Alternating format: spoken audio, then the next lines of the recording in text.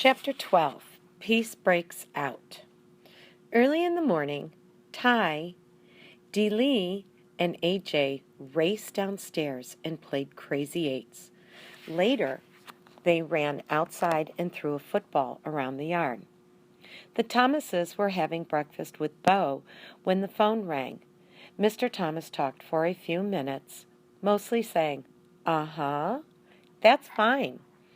When he hung up, he told Mrs. Thomas, "We're going to have a visitor, but don't tell Anthony James." Ooh, a mystery. I like mysteries because they're fun to solve. Then again, I don't like mysteries because I don't like knowing what's going on. So I waited and waited. A few hours later, the doorbell rang. The visitor turned out to be Garth Tugwell and his father. "I really appreciate this," Mr. Tugwell told the Thomases. It was Mrs. Brisbane's idea. Since Garth can't have Humphrey at our house right now, she suggested that he could help AJ take care of him over here. Sounds like Mrs. Brisbane, as if I'm a trouble to take care of. But Garth had been crying because he couldn't have me. So maybe she was trying to be nice. After Mr. Tugwell left, Mr. Thomas called AJ in. AJ ran into the room and practically backed out again when he saw Garth. "We have a guest," said Mr. Thomas. "Shake hands, Anthony. Garth is here to help you take care of Humphrey." AJ and Garth reluctantly shook hands. "How come?" AJ asked. Garth shrugged his shoulders. Mrs. Brisbane said too. "Well, come on. We'll clean his cage and get it over with," AJ said. The boys didn't talk much while they cleaned the cage, but they started giggling when they cleaned up my potty corner. I don't know why that makes everybody giggle. After they stopped giggling, they started talking and kidding around. They decided to let me out of the cage, so they took a set of old blocks from Dee Lee's room and built me a huge maze. Oh, I love mazes. When we were all tired of that game, AJ offered to teach Garth to play Crazy Eights, and then Ty and Dee Lee joined them in a game of Go Fish. Nobody mentioned the TV. Nobody shot any rubber bands. Later in the afternoon, the kids were all outside playing football. I was fast asleep until Mrs. Thomas came into the den with a broom and started sweeping. A minute later, Mr. Thomas entered. "What are you doing, hon?" "What does it look like?" "I'm sweeping. You know all the snacking we do in here makes a real mess on the floor," she said. "Bo's asleep," her husband asked. "Uh-huh." Mr. Thomas walked over to his wife and took the broom away from her. "Then you sit down and rest a spell, hun. I'll sweep. Go on. Don't argue." Mr. Thomas smiled and thanked him and sat down on the couch. Mr. Thomas swept all around the outside of the room, even behind the TV. Uh-oh. When he got there, he stopped sweeping and leaned down. "Well, I'll be," he muttered. "What's wrong?" asked Mrs. Thomas. "The TV's unplugged," he said. "It's unplugged." He came out from behind the TV, plug in hand, and a very puzzled look on his face. "But it couldn't have just come unplugged while we were sitting there watching. I mean, a plug just doesn't fall out," he said. "Plug it in. See if it works," his wife told him. Well, you guessed it. The TV came on as bright and loud as ever.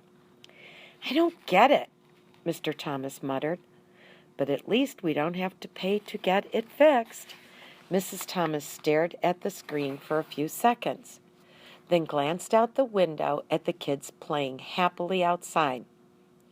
"Charlie, what do you say we keep it unplugged for a couple more days?" she asked. "We just won't tell the kids." Mr. Thomas grinned. Then he bent down and unplugged the TV. "Couldn't hurt," he said.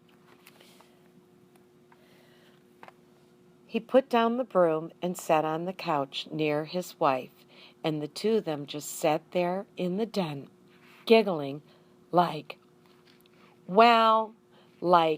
"Stop giggling, Gail."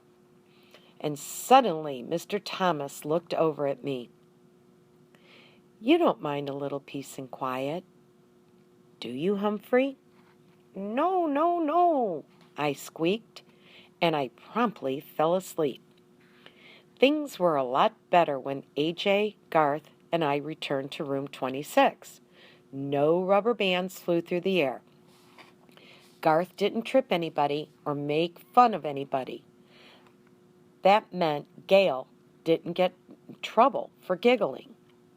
Heidi didn't get in trouble for speaking out without raising her hand because she wasn't trying to tell Mrs. Brisbane what Garth had done.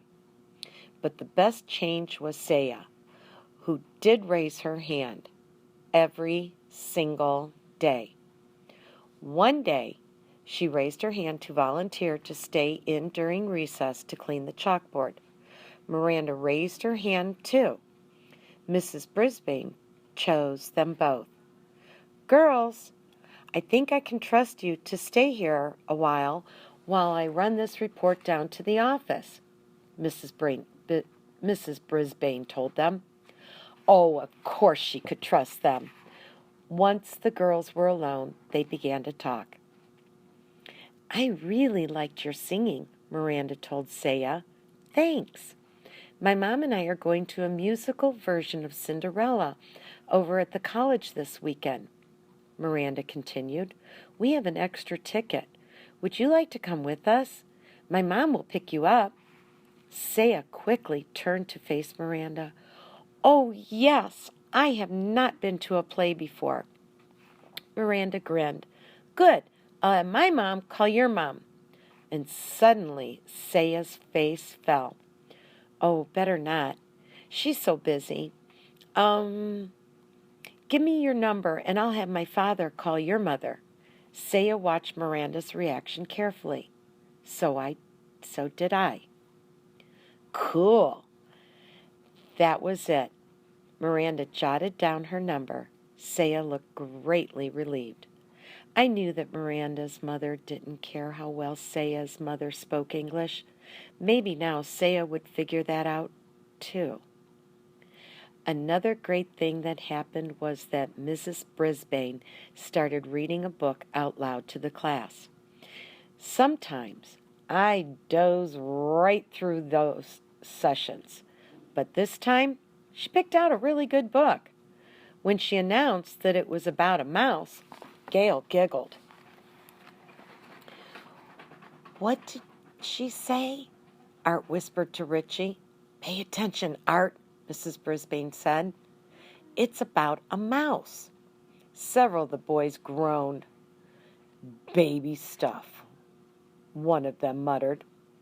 "We'll see," Mrs. Brisbane told them, and she started to read, and oh, what a tale it was. All about mice no bigger than I am, who were great warriors. I was longing to put on some armor myself by the time she stopped reading. "Continue tomorrow," she announced as she stuck a bookmark in a place and closed the book. "Tomorrow? That woman truly has a mean streak. She proved it again and again. I would have sneaked out of my cage at night to finish the book, but she's so mean, she stuck it in her desk drawer. The one she locks with the key. Grrr. The weekend came around quickly, though, and I went home with Richie. I'm still not quite sure how many people actually live at the Rinaldi's house because there were always so many people coming and going. Aunts, uncles, cousins, grandparents, neighbors. One meal seemed to flow right into the next, and Richie's mom was very generous with treats. I'll tell you one thing, you could never be lonely or hungry at the Rinaldi's house. On Sunday afternoon, guess who showed up? Remember Richie's uncle? That's right, Aldo Amato. This time, my buddy Aldo was not lonely because he brought his girlfriend, Maria, to meet the family. She was a very nice lady who wore her long hair pulled high on her head. She was dressed in a bright red from head to toe, red earrings, red sweater, red skirt, and red shoes. I think red is a very happy color. I think Maria is a very happy person, especially when she's with Aldo. All the Rinaldis made a big fuss over Maria and praised the bread and cookies she brought from the bakery where she worked. After all the commotion of their arrival died down, I heard Aldo tell Maria, "Now there's someone really important I want you to meet." And he introduced her to me. And believe it or not, Humphrey is one of my best friends, he told her. And he was the very first friend I told you about. Then I am honored to meet you, Humphrey, Maria said, smiling down at me. The pleasure is all mine, I squeaked. See, he likes you, said Aldo.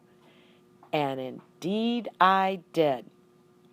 The world seemed like a pretty nice place for a handsome young hamster like me. I can tell you, I was sitting on top of the world when I returned to room 26 on Monday, but I just about toppled off when Mrs. Brisbane made an alarming announcement. Class, as you know, this will be a short week due to Thanksgiving, she said, and that means Humphrey will need a home for 4 days instead of 2. Now, who wants to volunteer? You won't believe what I'm going to say. Not one hand went up. I actually fell off my wheel. Mrs. Brisbane was surprised too. No one? She asked. Heidi, didn't you want to take Humphrey home? Oh, yes, but we're going to my grandma's house for Thanksgiving, she explained.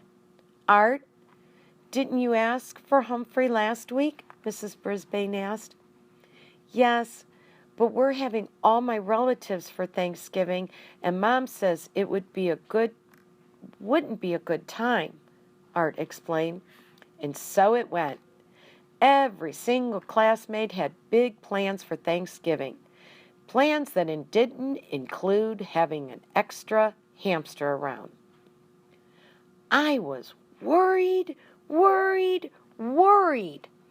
I didn't want to spend 4 days alone in room 26. I worried all day Monday. I worried all day Tuesday. I worried even more all day Wednesday.